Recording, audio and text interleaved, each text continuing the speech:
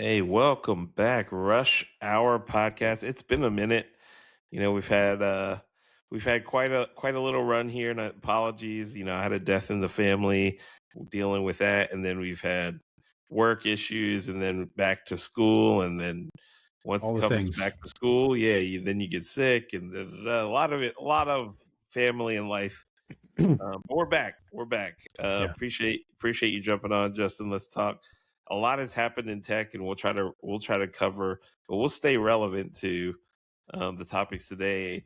Is there I don't know, update from life wise for you in the last month? How you been? Kids are good. Back to school.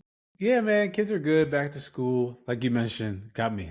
They started last week. They got me sick just immediately. I thought that my I thought health wise, like I was going to be a bit more impenetrable from all the sickness having young kids, but no, got so recovering from a little bit of a cold. But other than that, was back on the East Coast, spending time with family, which was nice.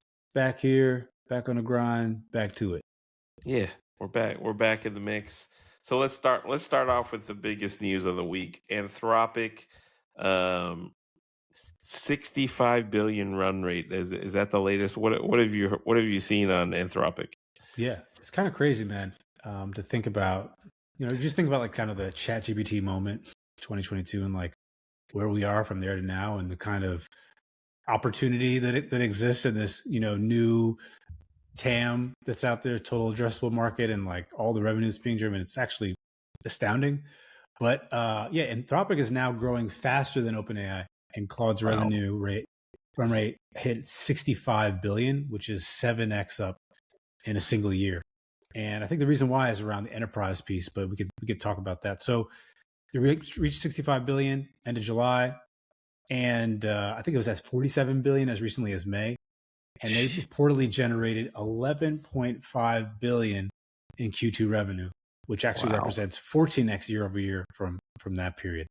Wow. Um, as most people know, us included, they're preparing for this potentially massive IPO. Could be, the biggest IPO ever, kind of coming off the heels of of SpaceX. I think they're right now at around $1 trillion valuation. I think it could be it's probably closer to two. Some people say maybe even three by the time they IPO. But the larger story is, and I think this is kind of like the really smart thing they do, which was focus on the enterprise, focus on these tools that are great for kind of business workers, and that becoming the real economic frontier for AI. I think that OpenAI made a different initial strategic approach, really focusing on consumers, which was great for adoption, but not necessarily kind of the revenue Right. piece and the kind of Right. and crazy exponential growth that they've had.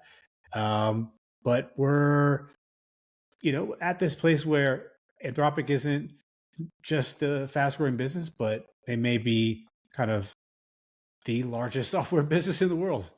Yeah. And Yeah. it's just fascinating to see how quickly that has occurred. And we're on the heels of this IPO. But what do you think about kind of the general market and kind of Anthropic versus OpenAI?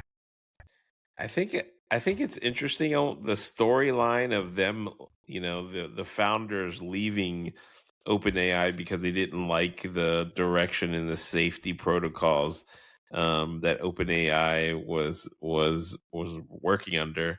And they went and started Anthropic, and now it's a massive competitor. I feel like that's really interesting. Like that, you don't see that every day. Um, and to see it at this scale is just incredible. And yeah, we'll talk about it next week. We'll investigate. I also heard um, that OpenAI had a pilot. I don't know what you want to call it, a beta test, a closed test, escape, and show up in somebody else's platform, and there were complaints around it, and there was a whole thing. So we'll talk. Make sure you follow us to hear more about this. Is AI conscious and worried about itself? It looks like it is, and it's moving around, and like maybe some of the safety, you know, protocols that Anthropic was worried about are true, and we're seeing that today, and maybe a lot of people care about that as well, and that's why Anthropic is taking the lead in this race. Yeah. You think you'll participate in the IPO once it does happen, if it I'd does like happen? to think so, but it just depends on the price. Like I did end up buying a little SpaceX on the dip, but not out of the gate. I was a little scared at that price. Yeah, same. But I bought a little bit when it dropped back down, and I think maybe the same will happen here. I don't know. Like the numbers are so big, it's hard to wrap my head around the upside. But nowadays these companies are so mature going into IPO. There's no like 50-60% pop that you could see. Yeah. That you're basically looking at 5-6% in one Yep. direction or the other. No, But I think how about you? it's. What are you going to do? I typically try to wait. We've talked about this. If anybody's Yeah, followed the pod for a while, I'm a bit more reticent to jump directly into individual company investing right now, and I kind of right. play the indexes a bit. But maybe after the IPO, there's a little bit of pop when it kind of comes down. There might be a better entry price. I'm just generally within the context of OpenAI and Anthropic. I think it's going to be really interesting to see what happens relative to open source, and if people start to Yes. use more of those models, or if companies internally start to build their own models and are using kind of more open source technology and platforms, as opposed to the other hyperscalers right now, relative to kind of like cost structures and challenges around data protection and security. So I think that's kind of like the longer term play that I'm more interested, that I'm going to be following, and after the IPO, then what happens for the next 6 to 8 months after that. But you gotta take a step back and just be astounded by Yeah. by It's the by the AR. It is incredible, and I think you nailed it in terms of um, B2B versus B2C. That's kind of the feeling of where we're at with these two companies, and where is the staying power? We don't know. So I guess we'll find out, right, over Yep. the course of this time. The other we just mentioned it. SpaceX closes a Cursor acquisition. What does that mean for the average person out there? Yeah. So I don't know how many months ago it was now, but it was a number of months ago, maybe before the beginning of the summer, that Cursor and SpaceX were having conversations about a potential acquisition. And basically now, following the IPO, that acquisition has closed. They've spent what'll be $60 billion just buying Cursor outright. And Gee. that's an interesting story on its own. And Cursor was it was Cursor was in that period where it was kind of that initial harness that people were using to do coding. In particular, was like very popular among developers. Then Claude Code Yep. came out, started to suck all the air out of the room. People are like, "Uh-oh, what's going to happen to Cursor?" And I think they very deftly kind of managed a very, not even soft landing, like the most perfect landing ever that you could have, relative to getting acquired by SpaceX. And I think for SpaceX, what it does for them is it allows them to even more vertically integrate all the different kind of AI components that they've been building out, right? Because they own XAI, they have this massive computing structure, and now they also have, a really important application that has tremendous distribution among developers that sits on top of all that compute. So, Cursor has said, coming out of the press release, that they now have the largest fleet of GPUs in the world. So I think it just speaks very favorably to a very vertically integrated solution that Elon has kind of put together with some of these deals. And so essentially you're going to have SpaceX with the compute, XAI develops the models, and then, Cursor then is able to turn those models into products that millions of people use. So I think it's kind of like another model within the context of these companies in this AI race, of how some of these other businesses are being formed. So Right. interesting to see them close it out, and never bet against Elon, I guess. Yeah, we always say that. You never bet against that guy. He knows he's playing chess out here. So we're all watching and marveling at the things that he's able to do. The next one is Stripe acquiring OpenRouter. What is that about? Yeah, so I had only really learned about OpenRouter relatively recently, but Stripe just paid $7.5 billion for this company, and a lot of folks Jeez. never heard of it. So uh, you got probably makes sense to kind of dig in and understand like why Yeah. why What this is that? play makes sense. So they agreed to acquire OpenRouter for 7.5 billion. This is a huge jump. Just about 3 months ago, the company was only valued at 1.3 billion. And essentially, what they do is the best analogy is OpenRouter is kind of like a universal switchboard for AI models.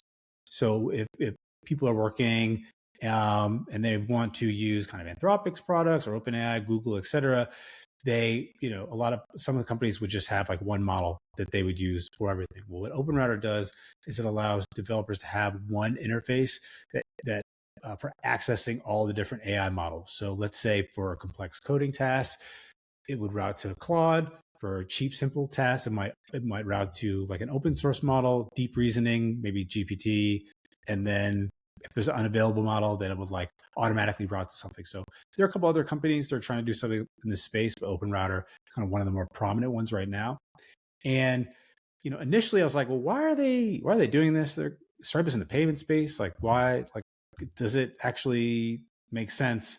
But the strategic piece is that like AI inference is starting to become a complete new category of corporate spending.